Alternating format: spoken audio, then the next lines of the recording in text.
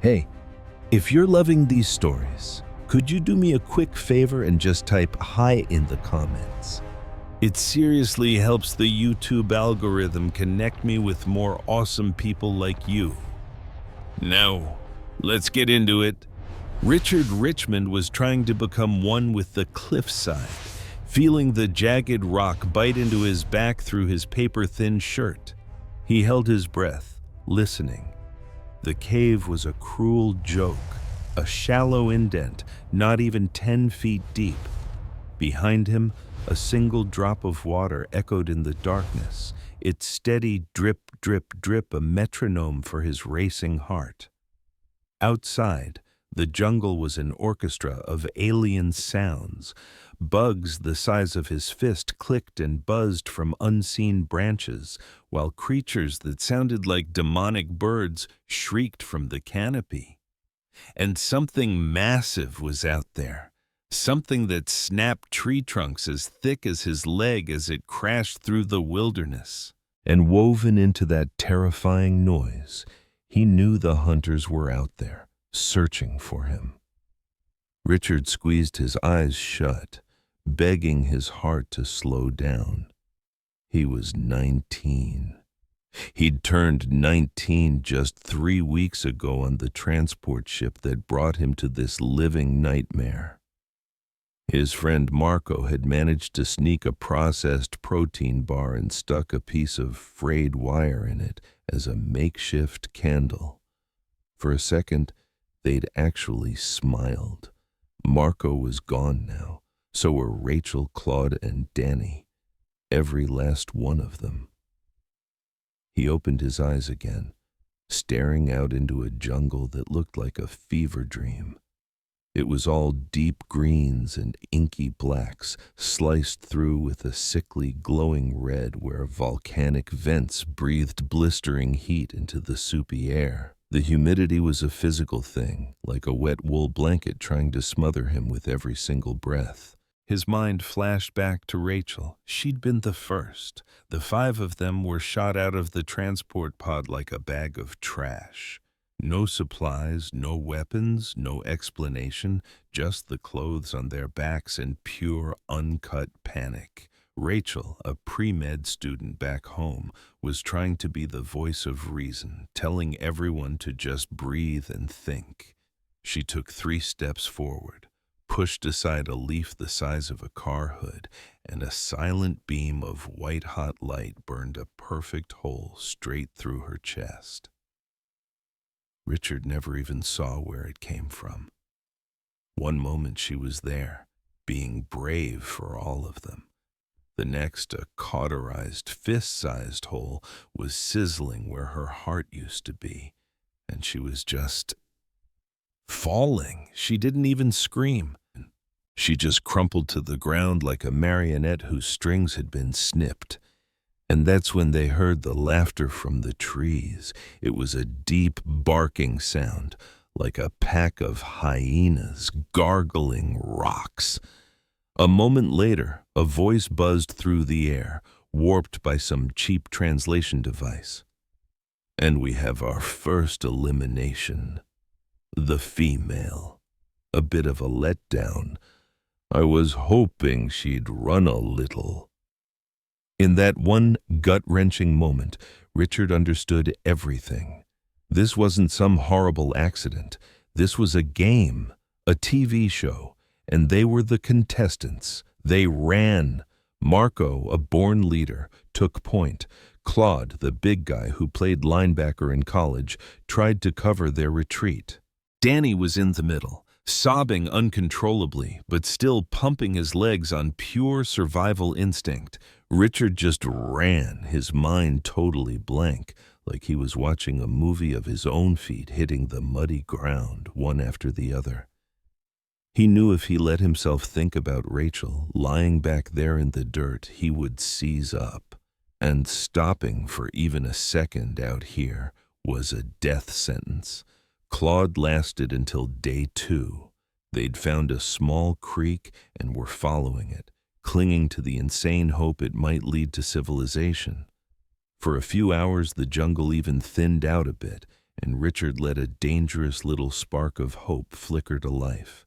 Then Claude was just gone. 1 second he was right there, his huge frame crashing through the ferns ahead. The next, the spot where he stood was empty air. The forest floor had literally opened up and swallowed him. It was a pit trap, at least 20 feet deep, expertly hidden under leaves and branches. It was built to catch something huge. Richard crawled to the edge and looked down, and his stomach tried to claw its way up his throat. At the bottom wasn't just some animal trap. It was a pit filled with a writhing monster of claws and fangs and pure, unadulterated rage. Its skin was a sick, pale white in the gloom, and the scream Claude let out was so inhuman, Richard didn't know a person could even make a sound like that. And then it was over. The hunters laughed again. One of them appeared on a branch above the pit, calmly filming the aftermath with a floating camera drone. It was tall and skinny, with tough gray-brown skin and 4 long fingers on each hand. Its eyes glowed softly, tracking their body heat. "The big one," the translator crackled. "Now that was much better. A worthy end." They lost Marco and Danny on the 3rd day. Marco was sure their only shot was to fight back. He found a narrow canyon, and they spent hours setting up a deadfall trap with a massive log and a pile of rocks. It was a pathetic plan, and Richard knew it, but it felt better than just running. The hunters walked right into it like they were bored, and they were. A shimmering net made of pure energy dropped from the sky, instantly wrapping around Marco and Danny. The second it touched them, it constricted, slamming them to the ground, completely paralyzed. Richard was hiding behind a giant fallen tree, frozen with terror, as 4 of the hunters stepped out of the jungle. They didn't kill them quickly. They enjoyed it, circling their friends, poking them with the tips of their energy spears. One of the hunters was giving a play-by-play into its comm device, while another one directed the camera drone for the best shots. "We're down to 2 contestants now. This one put up a real struggle. The audience is going to love it. His friend is hiding nearby. We'll let him watch. It really builds the suspense." And Richard watched. He watched them toy with his friends while his brain screamed at him to do something, anything, even just run out there and die beside them. But his body wouldn't obey. Some primal animal instinct had taken over, forcing him to survive. He watched them murder his last 2 friends, and he didn't so much as twitch. That was 2 days ago.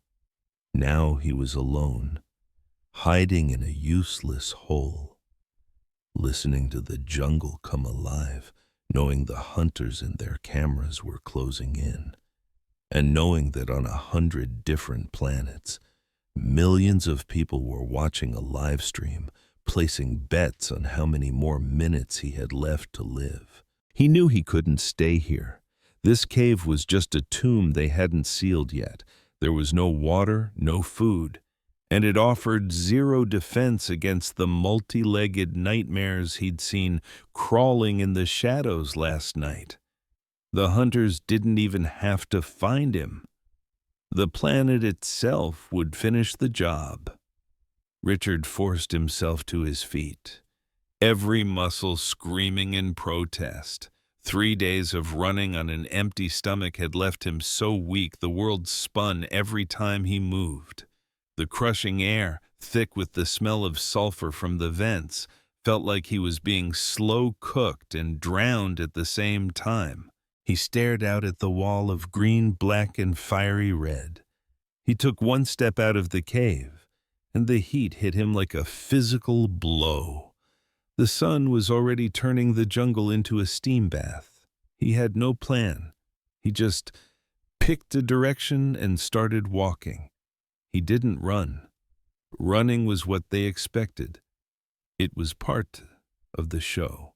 Walking let him watch his step, scan for traps, and conserve the last few drops of energy he had. Not that it would matter in the end. He knew exactly how this story was supposed to finish. It took them less than an hour to find him. He'd probably walked a mile trying to stick to a ridge where the trees were a little thinner. His throat felt like it was coated in sand. His feet were a bloody mess of torn blisters. The edges of his vision kept going dark, forcing him to stop and lean against a tree until the world swam back into focus. And that's when he heard it, that sick, barking laugh coming from right above him. Richard looked up. 4 of them were perched in the branches, surrounding him in a perfect circle. Their mottled hides blended in with the bark, but he could see the faint glow of their eyes, all locked onto his heat signature. The little camera drone floated down until it was hovering right in his face. "Our final survivor has been located," the robotic voice announced. "A run of 4 days, very impressive. The ratings have been excellent. The hunt is officially over." In that moment, something inside Richard didn't just break. It turned to dust. It wasn't courage that took over. It was the complete and total annihilation of hope. And with that gone, he ran, not away from them, not toward some imagined safety. He just ran because his body refused to give them the satisfaction of a stationary target. He could hear them moving through the trees behind him, easy and casual. This was the grand finale. This was the shot everyone paid to see. Richard burst through a curtain of hanging vines. His feet hit loose rocks, and he skidded to a sudden, terrifying stop. He was standing on the edge of a massive cliff. What would you do if you watched your only son get hunted down and killed on a pay-per-view channel from another galaxy? Would you break down? Would you scream at the sky? Or would you do what Samuel Richmond did? He sat perfectly still in a tiny cabin deep in the Alaskan wilderness and just watched. If you want to see what happens when a good man is pushed way too far, you'll want to stick around. Because some men don't just get angry, they get even, on an intergalactic scale. Imagine seeing your child's last moments play out on a flickering 20-inch screen. That was Samuel's nightmare. His son Richard was trapped at the edge of a cliff, facing a 100-foot plunge into a dark, raging river. A pack of tall, gray-skinned hunters fanned out in front of him, their energy spears buzzing with power. They were taking their time, savoring the moment. A drone camera hovered just inches from Richard's face, streaming his terror to billions of viewers. The lead hunter's voice, a cold, synthesized taunt, crackled through the speakers. "Any last words, little human? The audience loves a good final speech." Richard's voice was barely a whisper, but it was filled with an unbreakable defiance.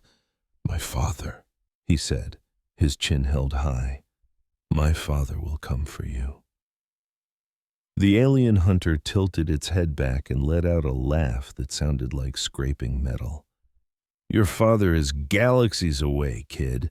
He's going to live out his pathetic little life on his primitive planet, always wondering what happened to his precious boy." On his knees in a dusty cabin, Samuel's hands slowly tightened into fists. He recognized that look on his son's face. It was the same stubborn pride he'd had as a child, the kind that refused to ever back down. The hunter raised its spear. A blinding white flash, and Richard's body collapsed. But the broadcast wasn't over. For 3 terrible minutes, statistics scrolled across the screen, viewer numbers, survival time. The hunters even gave a post-hunt interview, laughing about the chase. Samuel watched every single second, silent and motionless. When the screen finally went dark, the only sound in the cabin was the slow, steady beat of his own heart.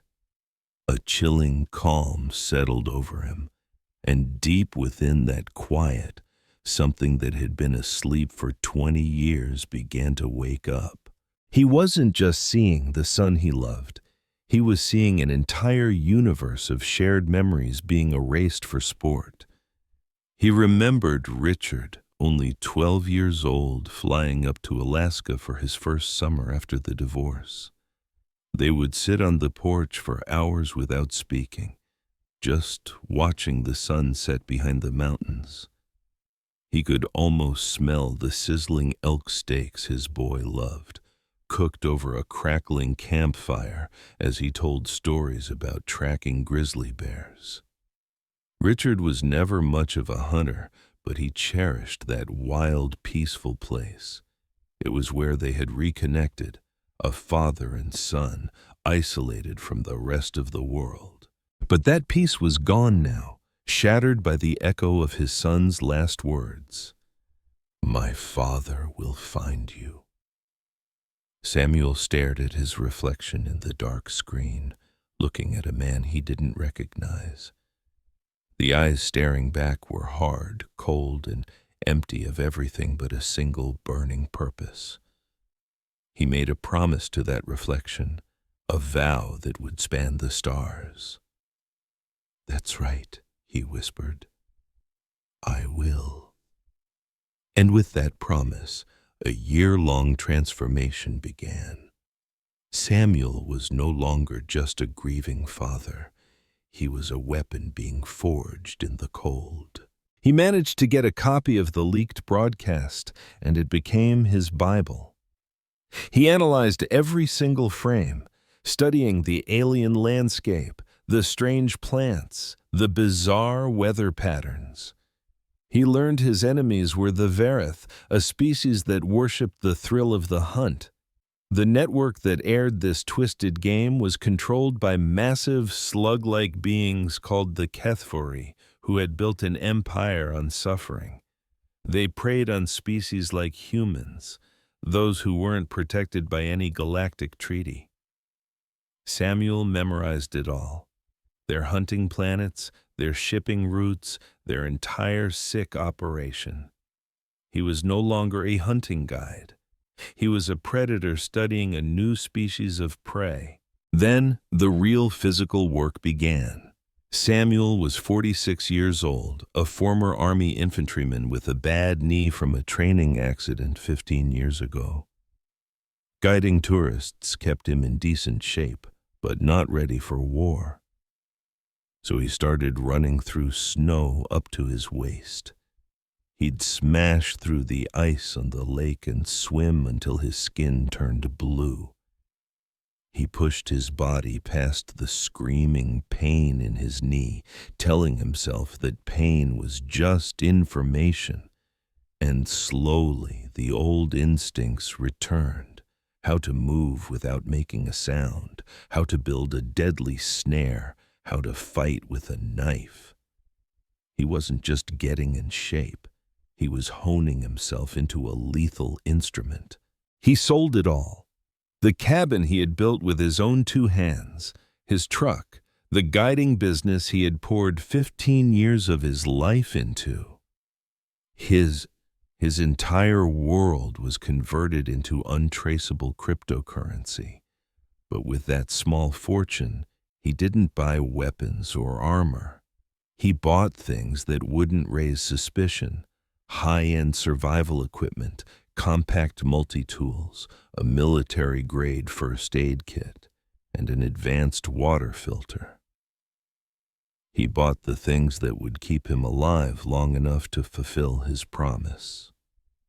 11 months after watching his son die, Samuel Richmond bought a one-way ticket to a dirty outpost at the edge of the galaxies called Kepler's Reach, the kind of place people go to vanish forever. For 2 straight weeks, he played the role of a broken old man at the end of his rope. He spent his time in the dirtiest bars, the ones with cheap liquor and customers who minded their own business. He sat by himself, paid his bills with cash, and made sure everyone saw him as a washed-up nobody who had nothing left to lose. He was turning himself into the perfect bait, and it only took 15 days for the sharks to start circling. The traffickers who supplied the Kethvri with new contestants were professionals. They followed him for 3 days, confirming he was a ghost, making sure that no one on Earth would ever report him missing. They left him for dead on a hostile alien world. They'd taken his son, shattered his life, and figured he was just another piece of forgotten trash. But they made one critical mistake. They left him with a knife. Now, what would you do in that situation? Seriously, drop your plan in the comments below, because what this father did next is something no one saw coming. For him, this wasn't about winning some back alley brawl. It was about infiltration. He willingly let them drag his limp body into the shadows, his mind already calculating, already planning. See, this wasn't a capture. It was a delivery.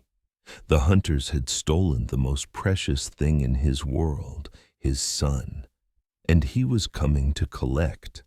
He was going to burn their entire operation to the ground from the inside out. He had made a promise to his boy, and Samuel Richmond always kept his promises. You had to give them credit. They were careful. For 3 whole days they watched him, making sure he had no connections, no one who would sound the alarm when he disappeared. Samuel felt their presence and played his part flawlessly. The broken-down, lonely traveler was a target they couldn't resist. They finally trapped him in a pitch-black alley behind the tavern. 3 local hired hands on the Kethvri payroll. The neural stunner hit him before he could even fake a look of shock. It would have been simple to neutralize all of them, but instead, he let his body go limp. A dead weight they hauled away into the darkness. He allowed them to toss him into a shipping container with 6 other terrified individuals. There were a couple of colonists who made the mistake of traveling solo, a family of 3 being sold to pay off a debt, and a young man not much older than Richard who kept muttering, "This can't be happening." Samuel stayed silent. The ship launched, entering the strange muffled quiet of faster-than-light travel. In the total darkness, surrounded by the sounds of quiet weeping, Samuel just closed his eyes and marked the days. It had been 14 months since he saw his son die. It had been 2 weeks since he let them capture him. Soon the transport ship dropped back into normal space, and the planet, quiet morning, filled the small viewport. A brutal-looking world of green, brown, and black, crisscrossed with the angry red scars of old lava flows. It was the type of beautiful that promised a very gruesome death. The whole ship rattled as it ripped through the atmosphere. The other captives were huddled together, their fear so thick you could almost taste it. The young man who thought it was all a dream had gone completely silent, his face a blank mask. Samuel just kept his gaze fixed on the jungle that was rushing up to meet them. The ship didn't land. It just slowed down, hovering over a clearing as the cargo bay doors groaned open, filling the hold with hot, humid air that smelled of sulfur and decay. A robotic voice announced, "Welcome to quiet morning. You have been selected for our premium entertainment experience. Imagine being told the only rule is to stay alive because your life is now a reality TV show and the hunters are being released in exactly 1 hour. What do you do? That was the nightmare facing the people now being shoved out of the ship. Some were so stunned they just stumbled out, while others had to be dragged, kicking and screaming. One man grabbed onto the doorframe, shouting that it was impossible. A guard simply shocked him with an electric prod, and he fell 20 feet to the jungle floor. But Samuel walked calmly to the edge. He glanced down at the others running into the trees in a wild panic, and then he looked up toward a high ridge in the distance, and he saw them, the audience. The Varath hunters were itching for the carnage to begin. A swarm of tiny camera drones filled the air, broadcasting their sick little show to viewers all across the galaxy. And right then, Samuel jumped. He wasn't about to give them the satisfaction of a push. He hit the jungle floor like a pro, his knees bending to absorb the fall. The first thing that hit him was the heat, a suffocating wet blanket that made it feel like he was breathing through a sponge. All around him, the other humans were losing it, crying, screaming prayers, or just running in confused circles. The young man who'd tried to fight back was still twitching on the ground. Samuel got to his feet, slow and deliberate. He scanned the jungle, a terrifying mess of greens, blacks, and streaks of red, just like in the video. A perfect copy of the last place his son ever saw. He knew the hunters were watching. He could feel their alien eyes on him, and he watched the little drones pivot to get a close-up of his face. They were waiting for the fear to kick in, for him to crack and run screaming like all the others. But Samuel stood his ground. He casually wiped the dirt from his pants, rolled his shoulders, and took a deep, steadying breath of the nasty, sulfur-smelling air. Then he started walking toward the tree line. There was no rush. He moved with a quiet purpose, like someone on a morning stroll who knew exactly where he was going. He could hear their bizarre chatter echoing from the ridge above. They were confused. This wasn't how the show was supposed to go. This was something new. And for their audience, the broadcast was about to get a lot more interesting. As Samuel Richmond disappeared into the jungle, one thought filled his mind. I'm home. The lead hunter, Korvax, had taken 47 human lives, a number he was incredibly proud of. All the seasoned hunters kept a running count. It was like a high score in a twisted video game, a sick trophy they'd brag about after each hunting season. 47 kills in only 6 years. Every last one was filmed, archived, and sold to millions of sickos across the galaxy. Humans were his favorite. Some of the other hunters preferred big, tough creatures. It made for a better action sequence. Others liked to hunt in groups, easily outsmarting their prey. But not Korvax. He found his niche hunting people and never looked back. Humans were just so fragile.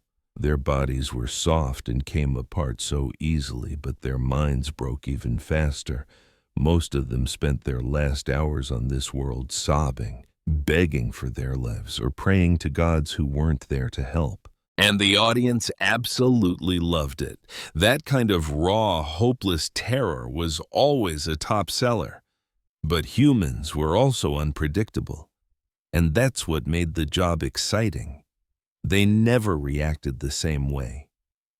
Some would just run until their hearts literally exploded. Others would try to hide until they starved to death. Every now and then, a few would try to fight back with sharpened sticks and rocks, which always gave the hunting party a good laugh.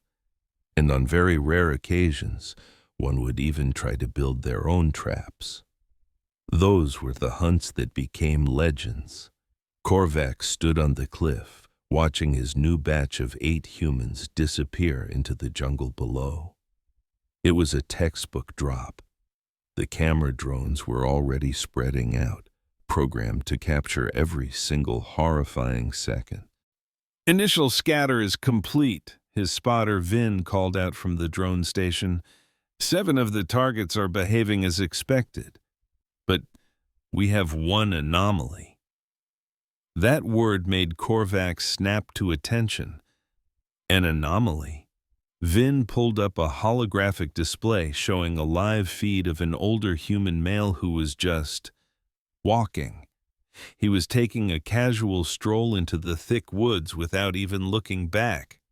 He looked like he was on a Sunday morning hike. "This one," Vin said, pointing at the screen. "His stress levels are way down. No panic response. His heart rate is elevated, sure, but it's under control. He's been on the ground for 6 minutes and hasn't even broken his stride." Korvac squinted at the screen. The man was definitely older than their typical targets, probably in his mid-40s. He had a rugged face and hands that looked like they'd put in a lifetime of hard labor. The way he moved through the dense jungle, so smoothly and without wasted motion, it practically screamed experience. "Bring up his file," Korvac ordered. Vin tapped on his datapad. He was picked up on a remote colony called Kepler's Reach. No military background. His occupation is listed as a hunting guide. Planet of origin, Earth. A hunter. Korvac made a dry, scraping sound that passed for a laugh among his kind. "How perfect," he sneered. "Well, at least he'll understand the rules of the game. That always makes it better. The fear is so much more delicious when they know what's coming." "Should we make him the priority target?" Vin asked. Korvac considered it. The audience had certain expectations. You had to give them a couple of quick, easy kills right away to get their blood pumping. Then you'd drag out a few longer chases to build suspense, saving the grand finale for the end. You always saved the best for last. This guy could be an incredible finale. "No," Korvac said. "Let him get comfortable. Let him think his pathetic little Earth skills will give him an advantage. We'll take out the easy ones first and save him for day 3 or 4. By then, he'll understand that his experience means nothing out here." Vin nodded and began redirecting the drones. The ridge was a flurry of activity as the hunting party got their gear ready. There were 6 of them in total. Korvac, the leader, Vin, the drone operator, and 3 shooters named Dren, Sulk, and Matic who did the dirty work. And that there was Brennan, the rookie, who was stuck carrying equipment and operating a backup camera. It was a standard team, more than enough to handle 8 soft humans. Korvac checked his weapons, feeling that old familiar thrill start to build in his chest. The hunt was on. Down in the jungle, the game was already over for some. Samuel Richmond had been on the ground for 2 hours. In that time, he'd walked about 3 kilometers, found 4 different sources of fresh water, identified 6 types of edible plants, and located the main trail used by the planet's top predators. He had also counted 18 camera drones. They were flying in lazy, predictable, overlapping paths. Most of the drones were following the other captives, filming their panicked race through the wilderness. But a handful had already peeled off to focus on Samuel, keeping a safe distance as they recorded his strangely calm behavior for the viewers back home. He let them watch. Kneeling by a stream, Samuel made a water bottle out of a giant leaf, skillfully folding it and using a sticky sap from a nearby tree to seal the edges. The water was a little warm and tasted faintly of acid, but it was drinkable. He knew he'd need a better source eventually, maybe from one of the volcanic springs he'd read about, but this was good for now. He was building a three-dimensional map inside his head. The jungle was thick, but it wasn't chaotic. Animal paths served as natural highways through the densest areas. The volcanic mountains to the north created different zones. Cooler areas near the thermal vents had their own unique plants, while dangerously hot patches could cook you right through your boots. To the south and west was just endless flat jungle. And to the east, from what he'd seen from the ship, a giant river cut through a deep canyon. He had options, plenty of them. Samuel began heading north, but not for the high ground, not yet. His first priority was to observe. He knew the hunters held all the cards. They had superior technology, more hunters, and they knew this world. But every strength can become a weakness if you know how to exploit it. Take the camera drones, for example. They were top of the line, nearly silent, and could track his body heat from the sky. But at the end of the day, they were just machines running a program. They flew the same predictable routes over and over, which left huge gaps in their surveillance. The kind of gaps that a smart, patient man could easily slip through. Samuel had been studying their flight patterns for 2 hours straight. He'd already mapped out 3 major blind spots within a kilometer of his position. He knew the hunters were watching him, but not that closely. Not yet. They were too busy having fun with the easy targets, the ones who ran and screamed and made for good TV. In the last hour, Samuel had heard 2 different screams get cut short. 2 down, that left 6 of them, himself included. He knew they'd eventually come for him. Once the cheap thrills were done and the show needed a new angle, they'd turn their attention to the strange old man who refused to run. And Samuel was going to be more than ready when they did. An hour later, he found exactly what he was looking for, a section of jungle where the trees grew so thick they blocked out all the light, creating a dark, twisted maze of shadows and vines. The ground was a trap of tangled roots and hidden pits. Even better, a massive local predator had claimed the area as its personal hunting ground. It was absolutely perfect. And there, in the suffocating darkness, Samuel began his work. "Target's a statue," Vin, the tracker, crackled over the radio to Korvax. "Hasn't moved an inch for the last hour, just sitting there in the open. No shelter, no fire, nothing." Korvax leaned closer to the monitor, where the drone's thermal camera painted the old man as a faint orange blotch against the cool jungle floor. "Maybe he's just broken," Dren, a shooter, chuckled as he polished his rifle. "Happens to the old ones.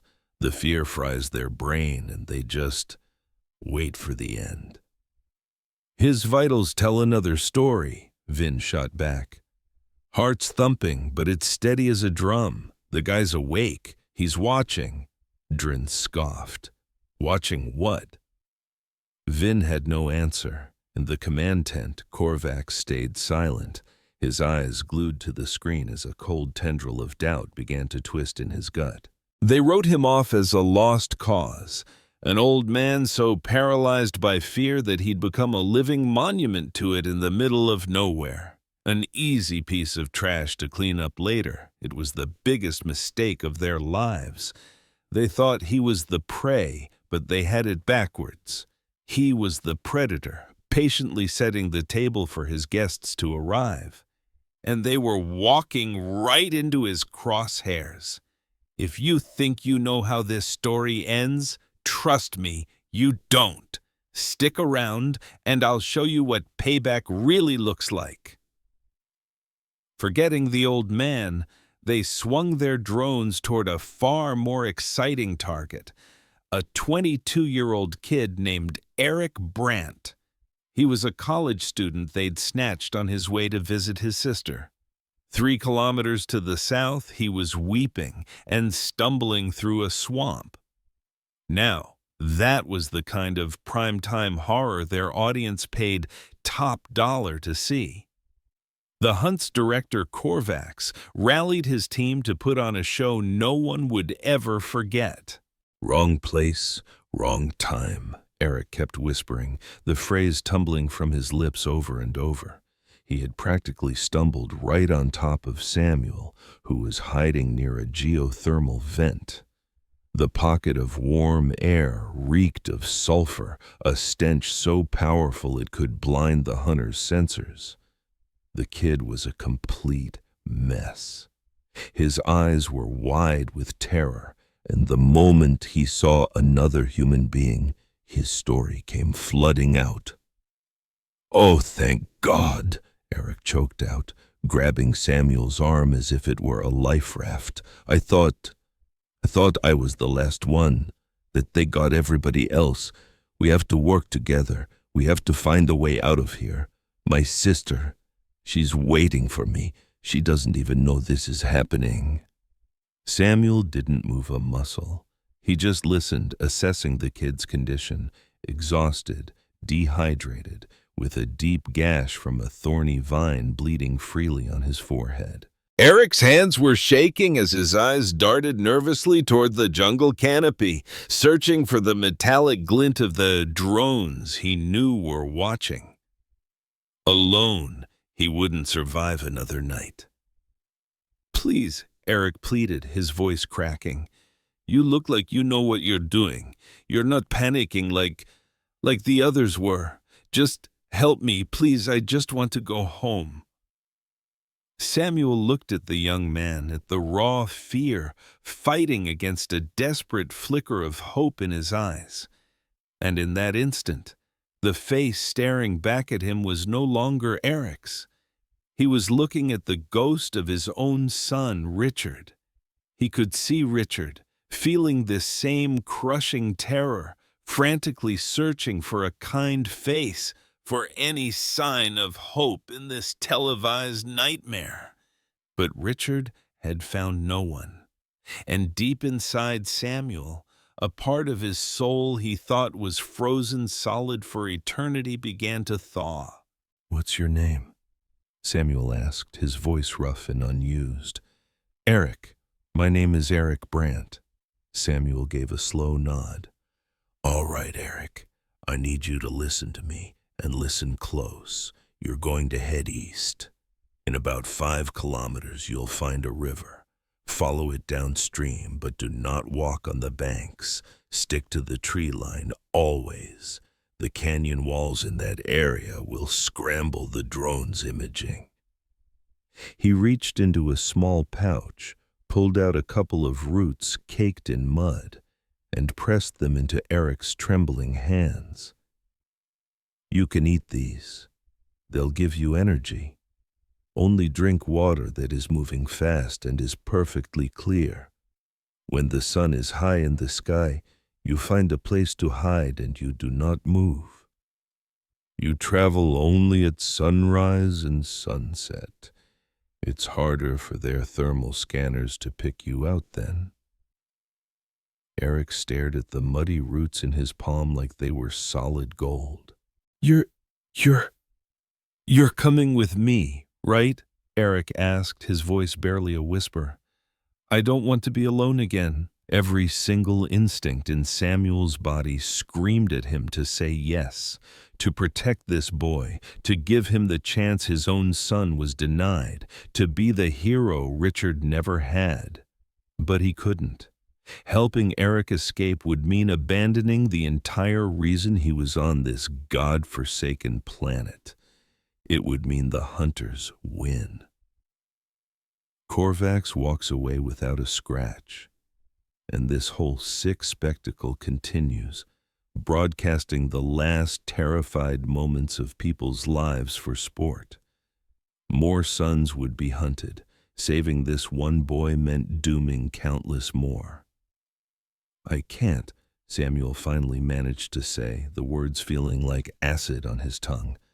"I have something I need to finish here. Something that can end all of this for good." The hope drained from Eric's face, but a spark of understanding took its place.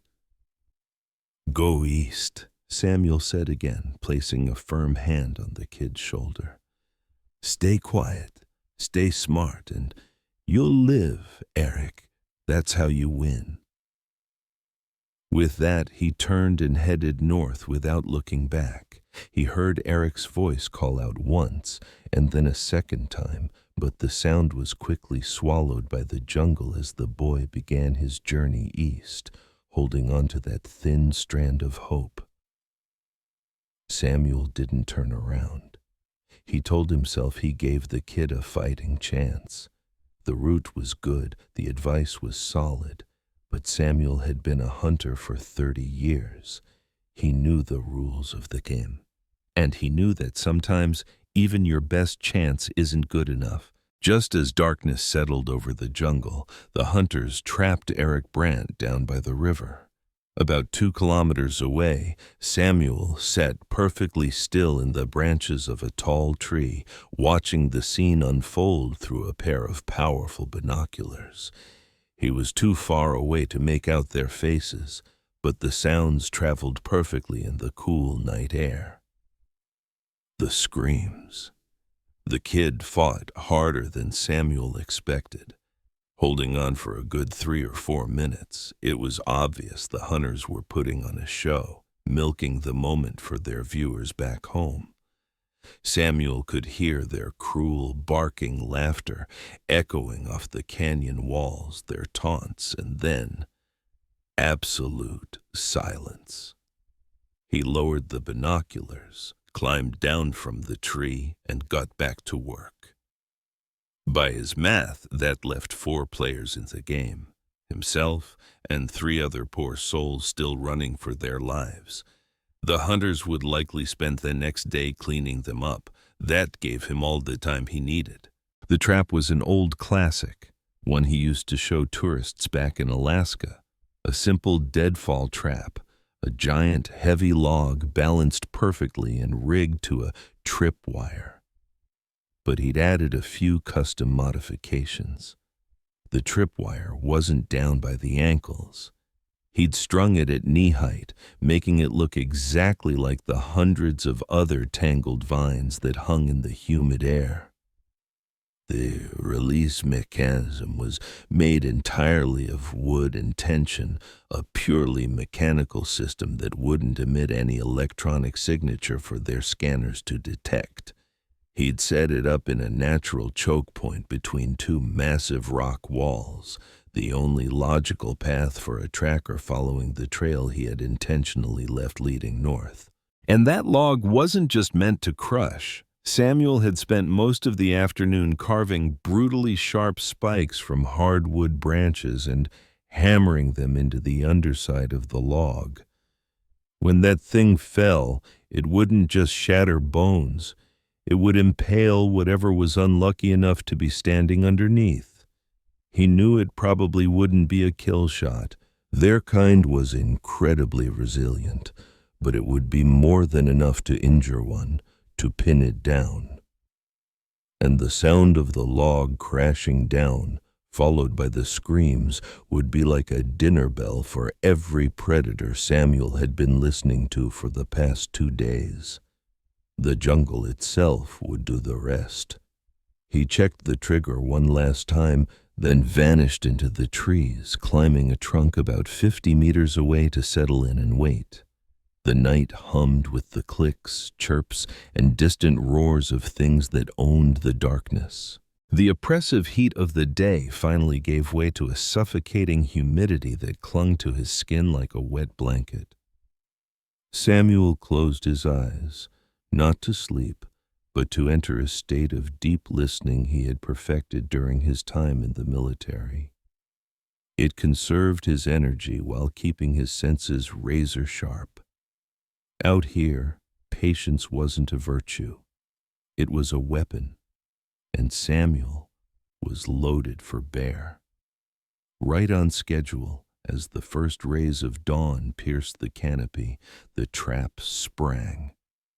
The sound was unmistakable, a loud crack of wood splintering under immense strain, a heavy, ground-shaking thud as the log hit, and then a high-pitched shriek.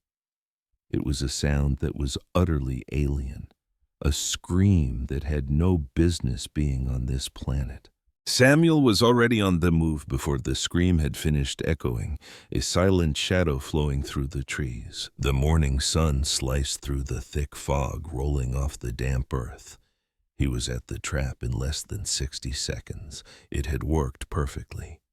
One of the hunters was writhing on the ground, pinned beneath the massive deadfall. This one looked younger, less seasoned than the others. 3 of his sharpened wooden stakes had punched clean through its torso, and a dark, thick blood was already forming a pool on the ground.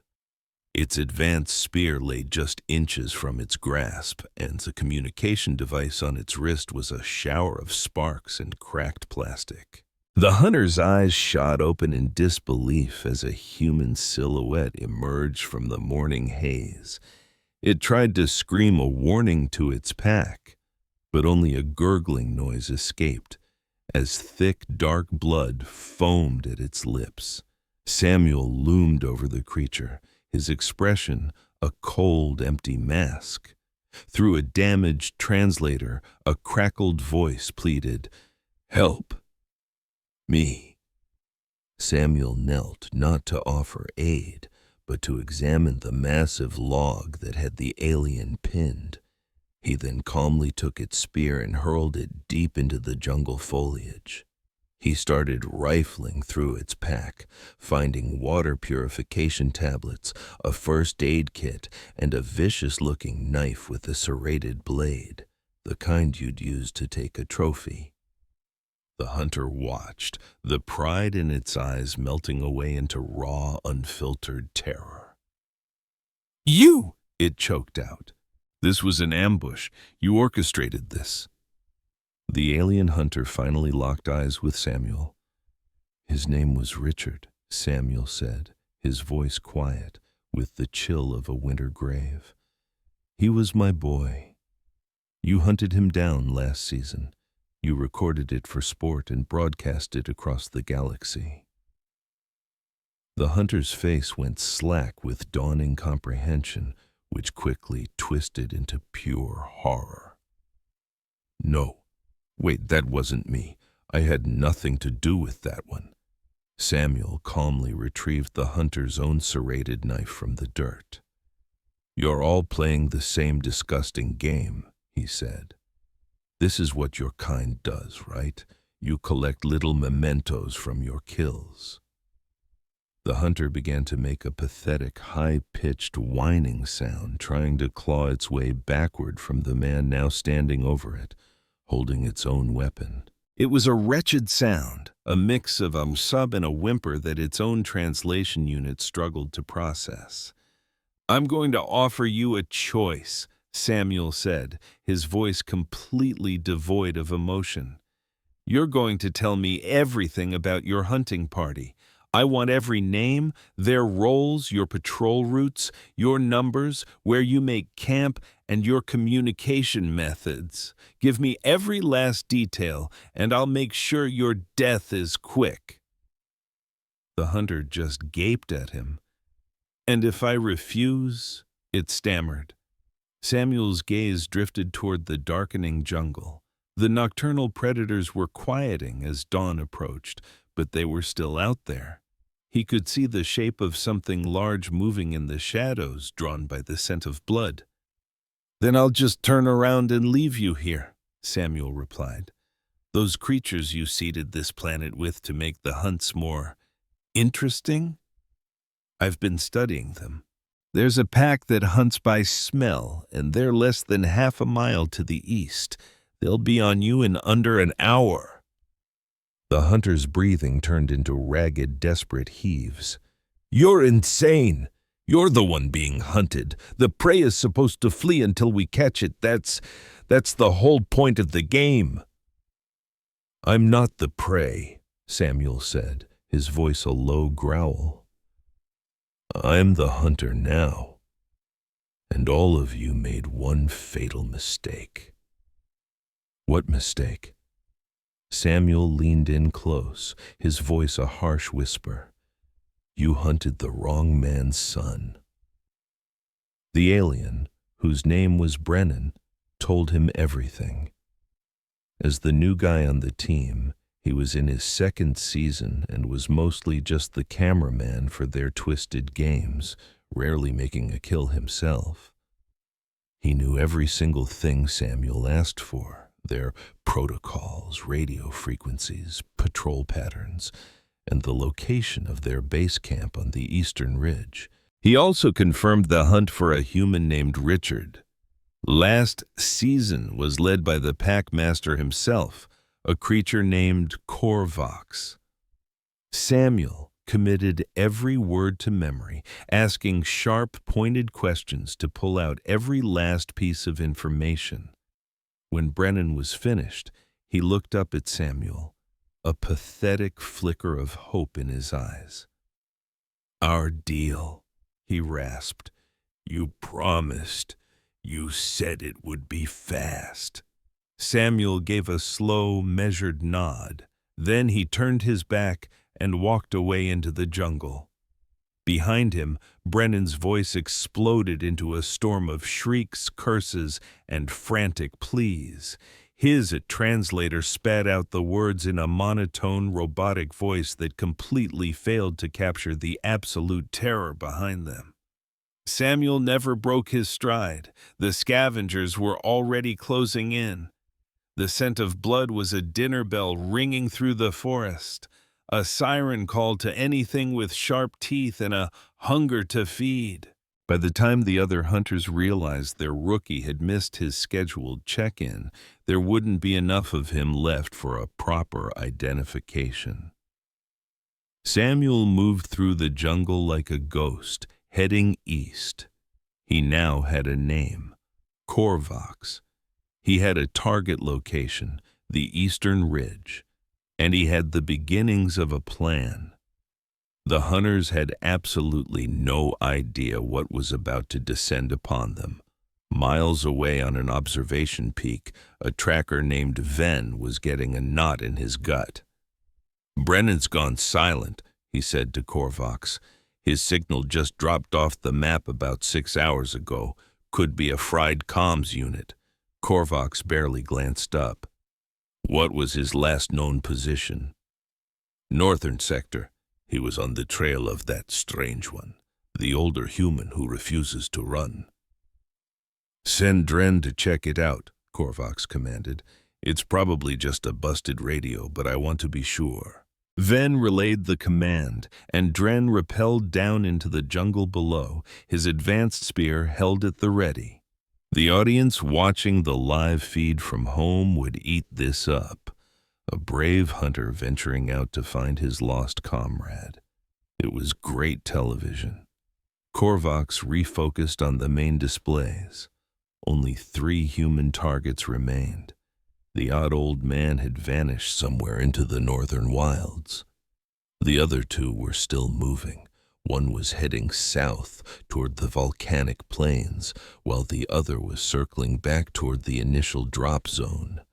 It was all so predictable, straight out of the manual, and honestly, it was becoming a bit of a bore. He had been hoping the strange one would put on a more entertaining show. But for now, the old man was completely off the grid. Drones were sweeping the jungle, but their sensors were finding nothing. Just miles upon miles of dense, empty wilderness. No heat signatures, no motion. It was as if he had simply ceased to exist. A tiny, unwelcome flicker of unease sparked in Korvax's mind, but he quickly extinguished it. The human was just hiding. That was all. Prey hides. It's what it does. Sooner or later, he'd have to make a move. The cameras would lock onto him, and the hunt would continue as it always had. There was nothing special about this human, nothing at all to worry about. Dren discovered the trap site about an hour after sunrise. It was a small clearing, no more than 30 feet wide, enclosed on two sides by jagged volcanic rock formations. Shafts of morning light pierced the canopy, illuminating a scene that sent a cold dread through his veins. The massive log from a deadfall trap lay on the ground, stained dark with dried blood, alien blood, alien. Dren knew its color, its scent, and the way it soaked into the soil, turning it black. 3 sharpened wooden stakes jutted from the underside of the log. 2 of them were snapped clean off at the base, but there was no corpse. Dren began to slowly and carefully circle the clearing, spear gripped tightly, his eyes darting into every shadow. The ground told a gruesome story. He saw deep impressions where a heavy body had been crushed. He saw drag marks leading off into the trees to the east. He saw shattered pieces of hunting gear scattered in the dirt. And he saw tracks. Not alien tracks, but the tracks of something else. A lot of something else's converging on this one spot from every direction.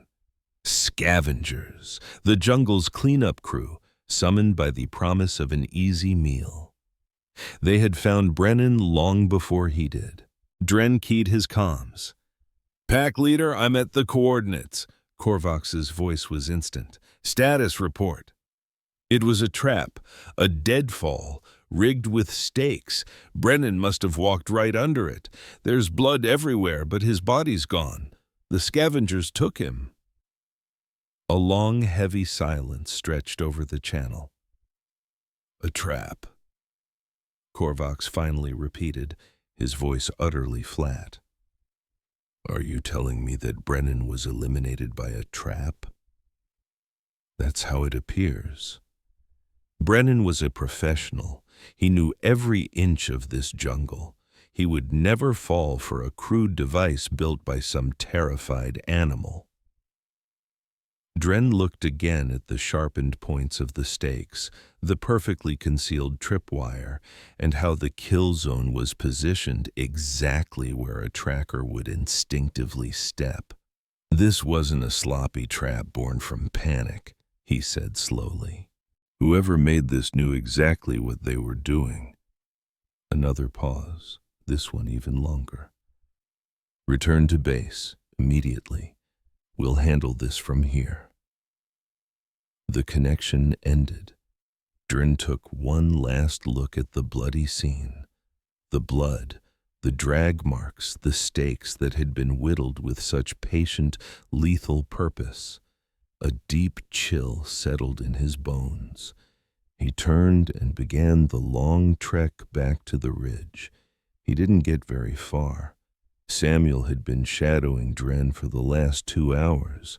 It had been almost laughably easy.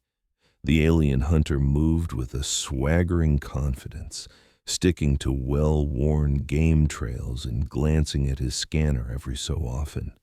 He was skilled, a professional for sure, but he was searching for prey, for something scared on the run and trying to hide. He wasn't looking for another predator. Samuel shadowed his target from 50 yards back, becoming one with the jungle. The alien forest was a maze of fallen logs, mossy overhangs, and thick, sound-swallowing brush, perfect for a ghost. He mirrored the hunter's every move, walking when he walked, freezing when he froze. Patience was his only real weapon.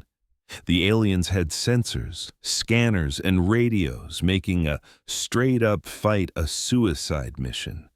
Samuel had to get impossibly close to strike before the hunter, Dren, even knew the game had changed. He just needed one perfect moment, one lapse in concentration. And then he saw it. Dren stopped by a fast-flowing stream, its water steaming from hot springs up the mountain, to check his scanner. The roar of the water was perfect chaos. It would hide any sound he made.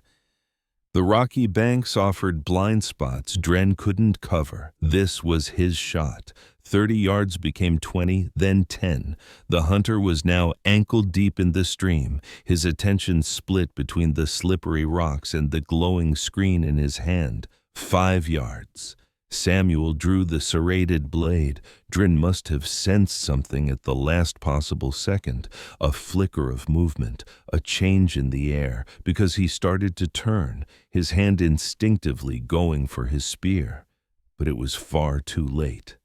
Samuel surged from the rocks behind him, hooking an arm around the alien's neck to break his balance, and plunged the knife hard up under the jaw, the one soft spot in its thick hide. The blade bit deep, severing something vital. They dumped him on this alien rock to die, but they left him with more than a knife. They left him with a reason to live. What would you do if the only way to save your family was to become the monster everyone thinks you are? Let me know below, because what Samuel did next was pure, beautiful deception. A horrifying gurgle was the only reply Dren could manage as his struggles weakened and then stopped. A heavy silence fell. Samuel let the body go, watching the current pull it downstream, washing the dark blood away in fading ribbons. He had never been a killer, but they had turned him into one. With a cold focus born from a father's love, he snatched the alien's spear and scanner, then stomped the communicator into tiny pieces. He had a plan, forged over 2 days of not just hiding, but studying. He'd watched the local predators hunt. He knew the marks they left. And now, he was about to paint a masterpiece. With his simple knife, he carved gruesome new wounds into the body, perfectly faking the claw and bite marks of the jungle's most feared creature. He tore the high-tech uniform in just the right places, scattering the expensive equipment to tell a story of a savage, desperate fight. Finally, he hauled the body into a shallow ditch, arranging it just like a predator would stage a half-eaten kill. It was a huge gamble, of course. A real investigator would spot the fake in a second, but a team of arrogant hunters looking for a quick and easy explanation? It would be more than enough to send them on a wild goose chase deep into the jungle. Samuel washed the blood from his blade in the stream and melted back into the shadows, a ghost of their own making. And believe me, you are not going to want to miss what happens when they stumble upon that body. I've left a little hint for you in the pinned comment down below. Oh, and before you click away, if you loved that little piece of creative problem solving, I've picked out another story with an even more satisfying twist just for you. You can click the card right here to watch it right now, or click over here to binge the entire playlist. I will see you in the next one.